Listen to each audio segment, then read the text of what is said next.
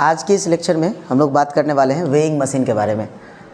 आपको एक बात पता है, वेइंग मशीन एक ऐसा मशीन होता है जिस पे हम अपना वेट मेज़र करते हैं। अपने को लगता है कि ये mg हमेशा मेज़र करता है, लेकिन ऐसा नहीं है। सबसे इम्पॉर्टेंट बात जो अपने को ध्यान रखना है वो ये कि वेइंग मशीन आपके नॉर्मल रिएक्शन को मेज़र करता है। इसमें हम कुछ केस लिए हुए हैं। ये जो नॉर्मल रिएक्शन अपन पढ़ते हैं ना, नॉर्मल रिएक्शन क्या है?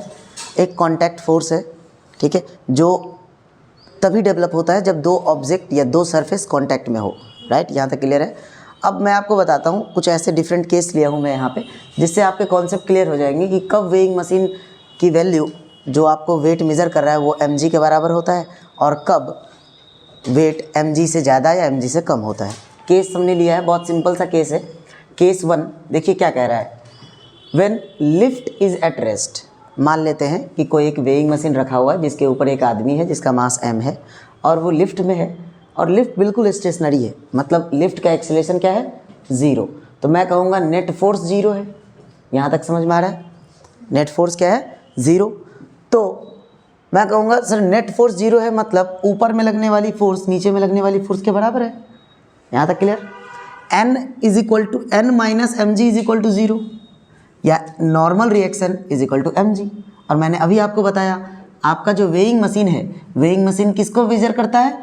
तो आप बताना वेइंग मशीन ऑलवेज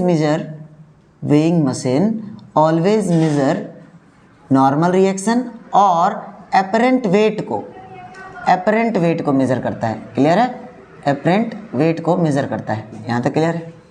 तो मैं कहूँगा कि जब कभी भी, चाहे अपन स्टेशनरी ग्राउंड पे खड़े रहे चाहे लिफ्ट में खड़े रहे, तो आपका जो वेइंग मशीन है, ये देखो, ये जो वेइंग मशीन है ये वही शो करेगा जो आपका वेट होगा, mg के बराबर शो करेगा। तो हमने कहा weight measured by weighing machine n को हमेशा m इंटू जी इफेक्टिव कहेंगे। क्यों? ये डिपेंड करता है ना, हो सकता है अभी तो हमने स्टेशनरी केस लिया, आगे भी केसेस हैं जिसको हम समझेंगे। तो हमने कहा m इंटू जी इफेक्टिव mg के बराबर है, मतलब in this case the apparent weight is equal to actual weight. बहुत सिंपल सा केस था, मेरे ख्याल से समझ में आया होगा कि जब वेइंग मशीन को हम स्टेशनरी कंडीशन में रखते हैं, चाहे वो लिफ्ट में हो या स्टेशनरी ऑब्जेक्ट पे हो, तो वो हमेशा ही एक्चुअल वेट मेज़र करता है। क्लियर? अब देखो केस 2 समझना इंपॉर्टेंट है। कई बार आपसे सवाल में पूछ लिया जाता है, ये आपके नीट में भी कई बार आ चुका है और कई बार आपके टेस्ट के क्वेश्चन में भी मिलते हैं कि कोई ऑब्जेक्ट है जो वेइंग मशीन के ऊपर है और उस ऑब्जेक्ट को वेइंग मशीन के साथ मैंने लिफ्ट में रख दिया और लिफ्ट को हम ऊपर की तरफ ले जा रहे हैं कुछ कांस्टेंट एक्सेलरेशन a से। हो सकता है वो एक्सेलरेशन मान लो 5 मीटर पर सेकेंड स्क्वायर हो, 10 मीटर पर सेकेंड स्क्वायर हो, कोई भी एक्सेलरेशन हो सकता है। यहाँ तक क्लियर है? तो केस 2 हमने लिया when lift is moving upward with acceleration a। इस कंडीशन में अब देखो कोई भी आदमी क्या सोचेगा। लेट्स से मान लो इस लिफ्ट में मैं किसी भी इंसान को रख देता हूँ, थर्ड पर्सन को, तो उस थर्ड पर्सन को लगेगा कि यार इसके ऊपर तो नेट फोर्स 0 लग रहा है, n जितना ऊपर होना चाहिए उतना mg लग रहा है, लेकिन फिर भी ये ऊपर जा रहा है, मतलब कोई और फोर्स है जो उसके ऊपर एक्ट कर रहा है। या यूँ कहे कि यहाँ पे तो देखने में 2 ही फोर्स लग रहा है, एक ऊपर n और नीचे mg, तो मतलब नेट फोर्स यहाँ पे 0 नहीं है। ये बात तय है कि नहीं? इस ऑब्जेक्ट के ऊपर नेट फोर्स 0 नहीं है। अगर 0 रहता तो n mg के बराबर होता, मतलब ऊपर ले जाने वाला जो फोर्स है, ये जो आपका नॉर्मल रिएक्शन है, ये निश्चित रूप से mg से ज़्यादा है, mg से ग्रेटर है, तभी ये ऊपर उसको ले जा रहा है, ऐसा लग रहा है। अगर आपको ये पता ना हो, वैसे हमें तो एहसास हो जाता है कि हाँ लिफ्ट हमें ऊपर ले जा रही है, लेकिन एक मिनट के लिए सोचो कि अगर 2 ही फोर्स इसके ऊपर लग रहा है तो निश्चित रूप से ऊपर में लगने वाली force n must be greater than mg। बोलो हाँ या ना? तभी ऐसा है, मतलब n is greater then mg। अगर मैं बात करूँ नेट फोर्स के लिए तो n minus mg is equal to ma। यहाँ तक क्लियर है? ये a क्या है? a is the acceleration of lift और the acceleration of man inside the lift. बात वही है। अब मैं यहाँ से लिखूँ n इज इक्वल टू, ये mg को इधर लेके जाओ, क्या हो जाएगा? ma plus mg। और मैंने अभी आपको पिछले केस में बताया, कभी भी हम नॉर्मल रिएक्शन को क्या लिखेंगे? n is equal to m into ji effective, है ना? तो m into ji effective is equal to m common ले लिया हमने, a into a plus g, m into a plus g. इससे ये समझ में आ रहा है कि यही चीज़ तो आपका वेइंग मशीन दिखाता है। तो एपरेंट वेट जो होगा वो एक्चुअल वेट से ज़्यादा होगा। मतलब इस केस में weighing machine will show apparent weight which is equal to m into ji effective.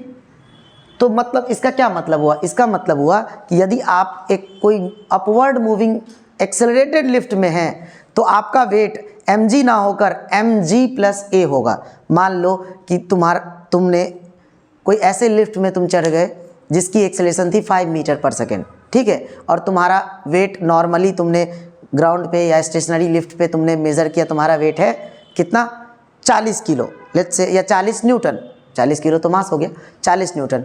तो अब जब तुम एक्सेलरेटेड लिफ्ट में चलोगे तो पता है तुमको ये वेइंग मशीन कितना वेट दिखाएगा? तुम्हारा 40 न्यूटन तो है ही, साथ साथ मास जो तुम्हारा 4 kg था ना, इंटू एक्सेलरेशन 5। देखो अगर 40 न्यूटन फोर्स है तो मास कहेंगे हम 4 kg। यहाँ तक क्लियर है? तो मतलब अब आपका वेट दिखाएगा उसको 60 न्यूटन शो होगा। किसके अंदर में? इस वेइंग मशीन के कांटे, ऐसे कांटा में। समझ पा रहे हो? ये तब होगा, मेरे ख्याल से ये केस 2 क्लियर हुआ कि जब कोई इंसान या किसी भी चीज़ को वेइंग मशीन में रखा, वेइंग मशीन के ऊपर मेज़र कर रहे हैं उसका वेट, और उस वेइंग मशीन को मैं स्टेशनरी लिफ्ट में ना लेकर उसको एक मूव अपवर्ड एक्सेलरेटिंग लिफ्ट में लिए तो उसका वेट बढ़ जाता है। कितना बढ़ जाता है? तो g प्लस a हो जाता है। क्लियर? अब केस 3 देखो, ऊपर ही जा रहा है लिफ्ट, लेकिन इस कंडीशन में रिटार्डेशन हो रहा है। अच्छा, ये बड़ा सोचना बड़ा मुश्किल हो जाता है कि सर लिफ्ट ऊपर जा रहा है और रिटार्ड हो रहा है। इसका मतलब ये है कि मान लो तुमको फर्स्ट फ्लोर से लेके 12th फ्लोर पे चढ़ना है, तुमने लिफ्ट में चढ़ा, क्लियर, और लिफ्ट चालू हुई तो फर्स्ट से लेके हो सकता है 10th फ्लोर तक वो एक्सेलरेट कर रही थी, तुम्हारा स्पीड बढ़ता जा रहा था, लिफ्ट के साथ एक्सेलरेट हो रहा था। 10th फ्लोर के बाद 11th फ्लोर और 12th फ्लोर तक फिर वो एक्सेलरेशन कम करेगी ना। मतलब ऐसा तो है नहीं कि 12th फ्लोर के बाद भी ऊपर ही चली जाएगी। आपको 12th फ्लोर पे उतरना है तो वहाँ तो रुकेगी वो, तो पहले एक्सेलरेट की और लेकिन अभी भी ऊपर ही जा रही है। समझ पा रहे हो? तो जब ये लिफ्ट ऊपर जा रही है तो उस दौरान में जब आपका 12th फ्लोर आने को है उस समय में उसके एक्सेलरेशन की डायरेक्शन नीचे है, इसीलिए उसकी वेलोसिटी धीरे धीरे लिफ्ट स्टेशनरी रुक जाती है। तो यही कंडीशन है when lift move upward with retardation a. अब रिटार्डेशन ए को मैंने ऐसे दिखाया है, देखो ये डायरेक्शन है मोशन का डायरेक्शन, और ये माइनस ए दिखाया हूँ। माइनस ए बताता है कि रिटार्ड हो रहा है। यहाँ तक क्लियर? अब समझो, नेट फोर्स अभी भी इसमें जीरो नहीं है, क्योंकि नेट फोर्स जीरो होता तब तो ये पार्टिकल वहीं रुका रहता। तो मतलब इस कंडीशन में कौन सा पार्ट ज़्यादा होगा? हम कहेंगे सर नीचे जा रही है, सॉरी जहाँ ऊपर रही है, तो ये n अभी भी ग्रेटर होगा mg से, तभी ये ऊपर जाएगी। तो n is greater then mg। और आपका तो कोई भी सवाल आ जाए वेइंग मशीन का, एक ही दिमाग में निकालना कि आपको नॉर्मल रिएक्शन निकाल लो। Normal reaction is equal to m into ji effective लगा दो, और उससे आपका एग्जैक्ट वेट या जो अपेरेंट वेट है वो दोनों में आपका रिलेशन आ जाएगा। तो हमने कहा n minus M G is equal to m into minus a. यहाँ माइनस साइन किसको दिखा रहा है? रिटार्डेशन को। क्लियर है? तो मैं लिखा n is equal to M G minus M A. Clear? तो m, अब वही बात फिर से कि नॉर्मल रिएक्शन को किससे कोरिलेट करना है? m इंटू जी इफेक्टिव से। तो m into ji effective is equal to m into g minus a. Clear? तो यहाँ देखो मैं क्या लिखूंगा, g effective is equal to क्या, g effective is equal to g minus a. मतलब अब आपका जो भी एक्चुअल वेट होगा उससे कहीं ना कहीं कम दिखाया जाएगा, मतलब आपका एपरेंट वेट जो होगा वो एक्चुअल वेट से कम होगा। ठीक है? यहाँ पे देखो ये आपका ये जो एम जी इफेक्टिव है ये क्या है? यही तो है एपरेंट वेट, यही तो है एपरेंट वेट, है ना? एपरेंट वेट, और एपरेंट वेट ही तो मेजर करता है वेइंग मशीन जो एम जी से कम है। क्लियर? तो मैं कहूँगा कि केस 3 में जब लिफ्ट नीचे जा रहा था, सॉरी माफ़ करना, ऊपर जा रहा था लेकिन रिटार्ड हो रहा था, उस कंडीशन में वो जो आपका वेइंग मशीन है वो आपको कितना मेजरमेंट दिखाएगा? m इंटू जी माइनस ए। ऊपर जा रहा था तो m इंटू जी प्लस ए। क्लियर है? याद रखना, ऊपर जा रहा है कोई चीज़ तो उसकी वैल्यू बढ़ जाएगी, ये निमोनिक्स है ना? तो a प्लस जी, और नीचे जा रहा है तो उसकी वैल्यू जनरली कम होनी चाहिए। वैसे ही जा तो अभी नीचे रहा नहीं है लेकिन रिटार्ड हो रहा है, तो भी इसकी देखो क्या हो गया, m g effective is equal to g minus a. यहाँ तक क्लियर है? ठीक। अब चलो एक चौथे केस के बारे में बात कर लेते हैं, केस नंबर 4, जहां पे लिफ्ट जो है नीचे की तरफ डाउनवर्ड एक्सेलरेशन हो रहा है। Lift moves downward with acceleration A. Lift नीचे की तरफ तो मूव कर ही रहा है, साथ साथ एक्सेलरेट हो रहा है। ये देखो इस कहानी में अभी भी तुम कहोगे सर नेट फोर्स 0 नहीं है क्योंकि नीचे की तरफ एक्सेलरेशन है। तो इस कहानी में mg ज़्यादा लग रहा होगा नॉर्मल से, तभी ये नीचे जा रहा है। तो हमने कहा mg is greater than n, मतलब mg minus n net force is equal to mass into acceleration. ये नीचे की तरफ है, तो हमने कहा mg minus ma is equal to normal reaction. यहाँ तक समझे? और मैं नॉर्मल रिएक्शन को m इंटू जी इफेक्टिव लिख दूंगा। तो ये क्या आएगा, दोनों में m कॉमन ले लो, g माइनस a। इससे मुझे समझ में आया कि g effective is equal to g minus a। Clear?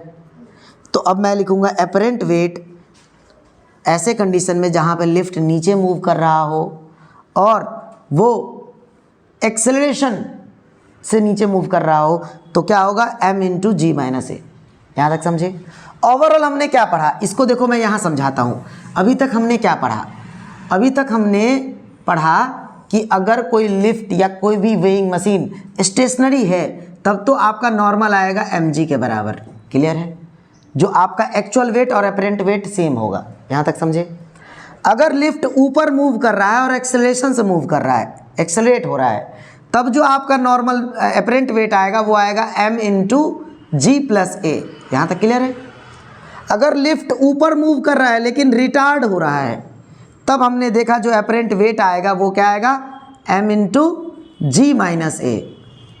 और अगर लिफ्ट नीचे की तरफ एक्सेलरेट हो रहा है तब अपरेंट वेट भी वही केस आएगा, m इंटू जी माइनस ए। ये चीज़ याद रहेगा। इस पे कई बार सवाल आते हैं और अपन कंफ्यूज हो जाते हैं। ठीक है? ये 4 केसेस थे, आपको क्लियर हो गए। ठीक है?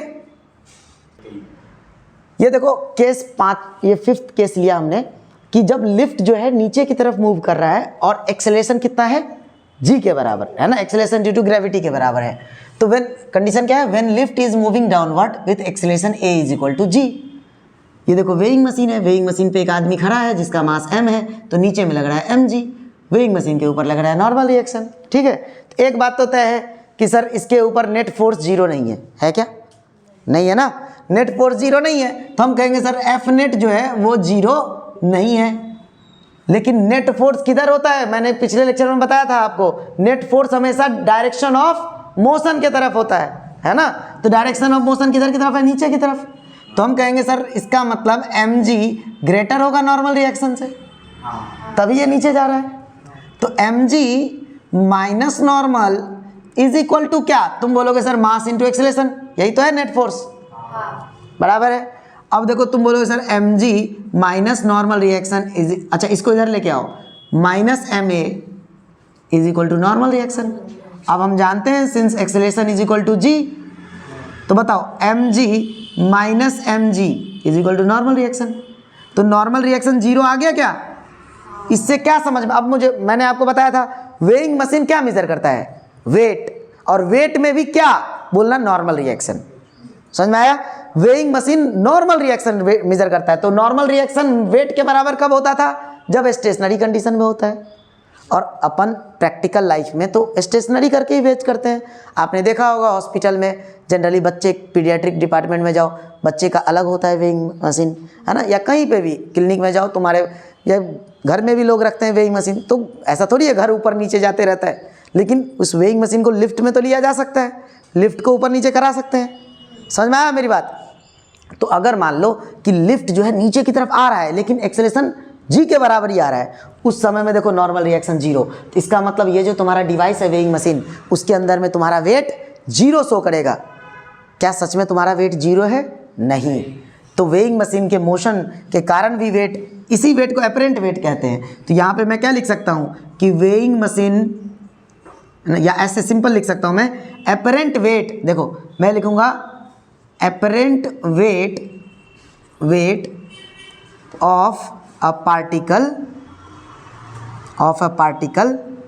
is equal to 0। apparent weight of a particle है ना, बाय वेइंग मशीन, या सिंपल बात है इस कंडीशन में 0 वेट शो करेगा। क्लियर है? ठीक है, यहाँ तक समझे। अब मैं केस नंबर 6 लूँगा, ये मेरे ख्याल से समझ में आ गया होगा। देखो 5 केस तुमको क्लियर हुआ, अब केस 6 लेंगे। इस केस में क्या करेंगे कि लिफ्ट को नीचे मूव तो कराएंगे ही, लेकिन अब एक्सेलरेट ना होकर रिटार्ड होगा। ये कंडीशन कौन सा हुआ? मान लो तुम 14th फ्लोर से तुमको 2nd फ्लोर पे उतरना है, ठीक। 14th फ्लोर से तुमने आया तो पहले तुम्हारा जल्दी जल्दी आ रहा था, हो सकता है ए जी से ज़्यादा भी हो, ठीक है। लेकिन जब तुम्हारा 2nd फ्लोर से पहले 3rd फ्लोर या 4th फ्लोर से धीरे धीरे रिटार्ड होने लगता है ना, रुकना है ना 2nd फ्लोर पे लिफ्ट को, तो अब हम केस लेंगे case number 6। Case 6, when lift is moving downward with retardation, with retardation, है ना। a इज इक्वल टू, या सिंपल मैं लिख सकता हूँ retardation is equal to -a। यहाँ तक समझे? या रिटार्डेशन है तो उसको a ही रहने दो, रिटार्डेशन लिख दिए तो इसको तुम ऐसे दिखा दो विथ -a, कोई दिक्कत है ना। अब सोचो इस कहानी में भी नेट फोर्स सर 0 नहीं है, इस कहानी में भी सर mg ज़्यादा होगा तभी ये नीचे आ रहा है, तो mg is greater than n, mg minus n is equal to m है। यहाँ तक क्लियर है? तो mg माइनस, अब ये a ना हो के यहाँ पे क्या हो जाएगा, m इंटू माइनस a। यहाँ तक समझे? तो ये इधर आ जाएगा तो प्लस हो जाएगा क्या? नहीं समझ पा रहे हो क्या? ये देखो ये रिटार्डेशन है ना ये, ठीक है, रिटार्डेशन। तो क्या मैं यहाँ पे m कॉमन ले लूँ तो मेरे पास नॉर्मल रिएक्शन m इंटू जी प्लस ए होगा कि नहीं? तो इस कहानी में अब ये जो पार्ट है, अब यहाँ पे देखो नॉर्मल आपका एपरेंट वेट इस कहानी में 0 नहीं होगा, क्या होगा? तो हम लिखेंगे सर ये जो आपका नॉर्मल रिएक्शन है इसी को तो हम m इंटू जी इफेक्टिव लिखते हैं, बोलो लिखते हैं कि नहीं, is equal to m into ji plus A, m cancel, तो g इफेक्टिव किसके बराबर बताओ, g प्लस ए के बराबर। मतलब जब लिफ्ट नीचे आता रहेगा और रिटार्ड होता रहेगा तो वेइंग मशीन में वेट बढ़ता हुआ दिखेगा। मेरी बात समझ पा रहे हो? ये कौन सा कंडीशन हो गया, जब लिफ्ट ऊपर जा रहा था और एक्सेलरेट हो रहा था, वही कंडीशन हो गया कि नहीं? तो इस कंडीशन में हम क्या कहेंगे, इस कंडीशन में हम कहेंगे कि एपरेंट वेट जो है वो ग्रेटर हो जाएगा एक्चुअल वेट से। एक्चुअल वेट, अगर कोई आपसे पूछे कि भाई वेइंग मशीन क्या मेजर करता है तो बताना apparent wait. Clear? Weighing machine apparent weight measure करता है। एपरेंट वेट एक्चुअल वेट के बराबर भी हो सकता है, 0 भी हो सकता है और ग्रेटर भी हो सकता है। अपन ने सारे केस पढ़ लिए, मैं तुम्हें यकीन दिलाता हूं कि ये 5-6 केस के अलावा कोई सवाल नहीं इस पे बन सकता है। या तो वेटलेसनेस, अच्छा इससे पहले वाला जो कंडीशन पढ़े जहाँ पे नॉर्मल रिएक्शन 0 आ गया उसको वेटलेसनेस का कंडीशन कहते हैं। क्या कहते हैं? वेटलेसनेस, ठीक है। उसमें ऐसा फील होता है कि अपने, ऐसा लगता है कि अपना कोई वेट ही नहीं है, ऐसा लगता है कि ज़मीन है ही नहीं, ज़मीन गायब हो गया, ठीक है। तो ये 6 केसेस है, एक बार फिर से रिकॉल कर लेते हैं, ध्यान से सुनो। सारे केसेस को मैं फटाफट एक बार रिकॉल करवा देता हूँ। अभी तक हमने वेइंग मशीन से रिलेटेड कौन कौन से केस पढ़े, देखो इधर देखो। मैंने बताया कि वेइंग मशीन जो है, वेइंग मशीन ये आपका नॉर्मल रिएक्शन मेजर करता है या एपरेंट वेट मेजर करता है। यहाँ तक क्लियर? एपरेंट वेट को मेजर करता है। यहाँ तक क्लियर हुआ? अब ये नॉर्मल रिएक्शन या एपरेंट वेट mg के बराबर भी हो सकता है, कब? जब वेइंग मशीन रेस्ट पे रहे, एक्सेलरेशन 0 हो। यहाँ तक समझ पाए? Stationary condition, case number 1। Case 2, जब सर किसी लिफ्ट को या लिफ्ट में रखे हुए वेइंग मशीन को ऊपर एक्सेलरेट कराते हैं तब आपका क्या होता है, n जो है वो ग्रेटर हो जाता है mg से। मतलब आपका mg इफेक्टिव क्या होता है, m इंटू जी प्लस ए होता है। यहाँ तक समझ पा रहे हो क्या? तो हम कहते हैं एपरेंट वेट ज़्यादा हो गया। क्लियर हुआ? केस 3 देखो हमने क्या पढ़ा। केस 3 पढ़ा कि जब लिफ्ट ऊपर जा तो रहा है लेकिन वो रिटार्ड कर रहा है, उस दौरान आपका नॉर्मल रिएक्शन या एपरेंट वेट कम हो जाता है mg से। उस दौरान क्या होता है, तो उस दौरान सर ये जो आपका m इंटू जी इफेक्टिव है वो हो जाता है m into g minus a. यहाँ तक समझ पाए? 3 केस अभी तक हमने यही पढ़ा है ना। चौथा केस हमने क्या देखा कि सर लिफ्ट नीचे जा रहा है और क्या कर रहा है, एक्सेलरेट कर रहा है। तो जब नीचे जा रहा है तो उस कंडीशन में क्या होता है बताओ, नॉर्मल रिएक्शन बढ़ता है या कम होता है? अभी तो बताया था ना केस नंबर 4 में, उस कहानी में भी नॉर्मल रिएक्शन कम हो जाता है। यही वाला सेम कंडीशन आता है थर्ड केस का। तो इस कंडीशन में भी n लेस देन mg हो जाता है और आपका mg इफेक्टिव किसके बराबर होता है, m इंटू जी माइनस ए के। 5वां केस बताया कि सर जब नीचे ही जा रहा है लेकिन एक्सेलरेशन g के बराबर हो जाए, इस कहानी में नॉर्मल रिएक्शन 0 हो जाता है। इसी को हम क्या कहे, वेटलेसनेस। कहा ना हमने वेटलेसनेस। और 6th केस देखो अभी हमने पढ़ा कि जब नीचे जा रहा है और रिटार्ड कर रहा हो, इस कहानी में n जो है वो क्या हो जाता है, ग्रेटर हो जाता है mg से। तो और आपका जो g इफेक्टिव है m इंटू जी इफेक्टिव वो is equal to m into ji plus a हो जाता है। ये कब की कहानी है, नीचे जा रहा है और रिटार्ड कर रहा है। बताओ 6 के 6 केस क्लियर हुए क्या तुम्हें? ये 6 केस के अलावा नीट में कोई भी एक्स्ट्रा सवाल अपरेंट वेट पे नहीं आ सकता। ठीक है, क्लियर हुआ? चलो आज के लिए इतना ही।